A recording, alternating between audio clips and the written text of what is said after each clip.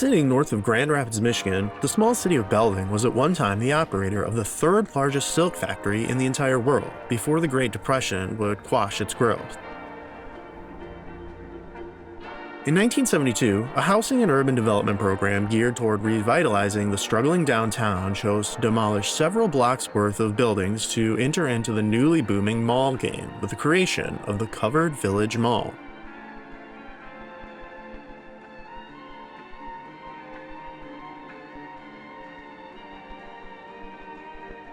While it would initially open to great success, in the past few decades, the Covered Village has been a dead albatross sitting awkwardly downtown, half abandoned and decaying while a few tenants hang on.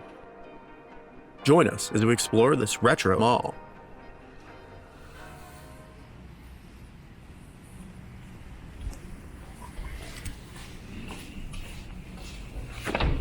Oh no, is it locked?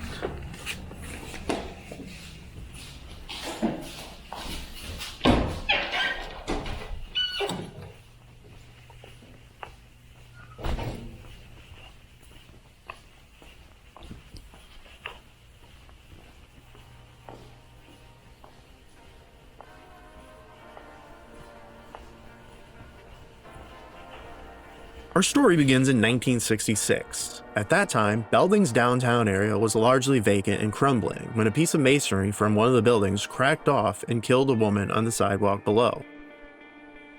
This incident prompted the downtown merchants and city to spring into action and get $7 million in urban renewal funding to redevelop the area, choosing the cheaper route of demolishing the older buildings and build an enclosed 100,000 square foot 27 storefront regional mall.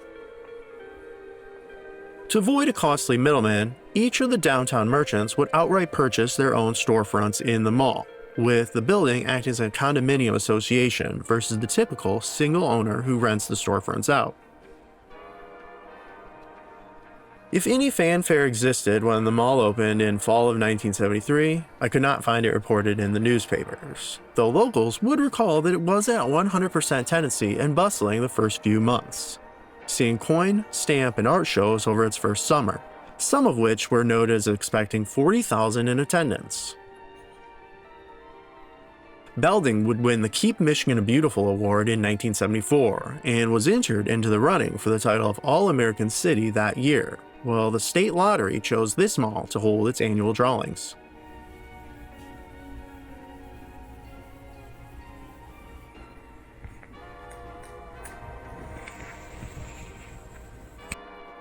At the time, just over 5,000 people resided in Belding, and the mall drew in mostly only local chains, with the only thing really acting as an anchor on the northwest section of the mall being Spurgeon's, a Midwestern department store chain, which would operate until the early 90s and is a Family Dollar at the time of our filming.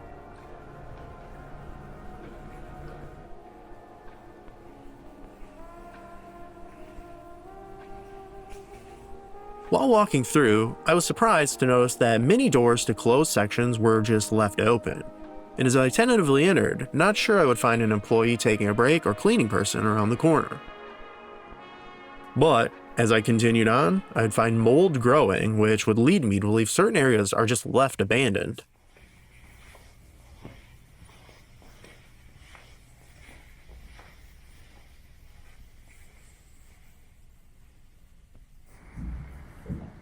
In 1976, the Ben Franklin 5 and Dime store would lease 10,000 square feet in the mall, making them the largest tenant. Events would continue to be held in and outside of the mall, such as a 1977 cook-off held by local banks, and a carnival would come through each Labor Day.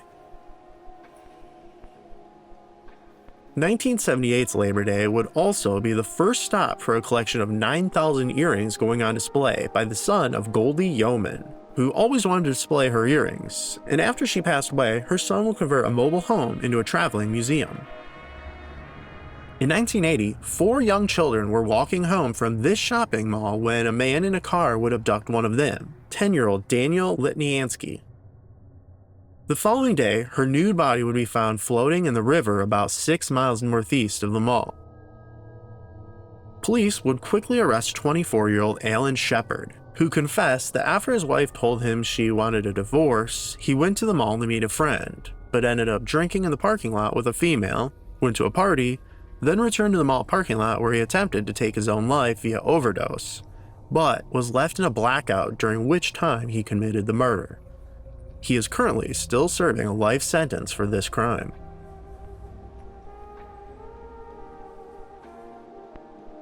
In 1987, the annual Gus Macker 3-on-3 basketball tournament would come to the Village Mall parking lot. In its first year, it went national. Started on a driveway in nearby Lowell, Michigan in 1974, the tournament is still held today across the country, and it still has a stop in the Covered Village's parking lot every year. Its first year in Belding was noted as drawing over 30,000 visitors who flocked inside the air-conditioned mall to escape the July heat. But a one-weekend annual event would not be enough to keep the mall afloat, which was already struggling at this point. In 2008, it would be uncovered that several shop owners had not been paying their bills for a number of years, while the board seemed to look the other way. A matter of a $300,000 loan to the mall had also never been repaid, all of which would conclude with the former mayor of Belding, Shane Husted, receiving 18 months prison time for embezzling around $70,000 from the bank he was working at. The Rayborn's Aces Hardware would go bankrupt after this and close, which would sit vacant for over a decade, and in 2015, a pipe would burst inside the empty storefront, requiring the fire department to come and stop the flooding. Back in 2003, the city had commissioned a downtown economic enhancement strategy to identify a best use for saving any buildings in a revitalization plan. In the time since, many plans have come forward, most assuming the mall will eventually be demolished. But as I mentioned when talking about how the mall was built with everyone owning their own parcels, it would take a group effort to accomplish this.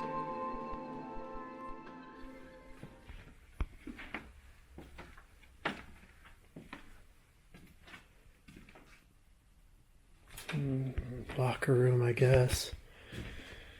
Some DVDs of MASH. Cheerleading outfits.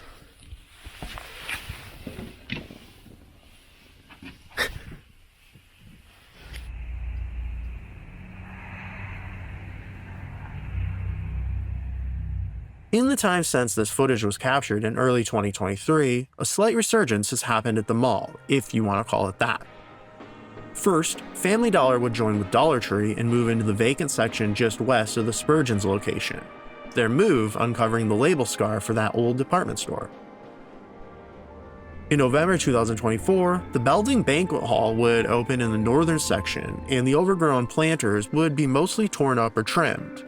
But that summer, Rite Aid would file for bankruptcy, closing all locations in the state of Michigan. While it is unlikely the mall will ever return to a retail shopping center, if it can continue this push of reopening these formerly abandoned spots, the Covered Village may just earn its keep, lest city leaders find any grant money to demolish this and return their downtown to its former state.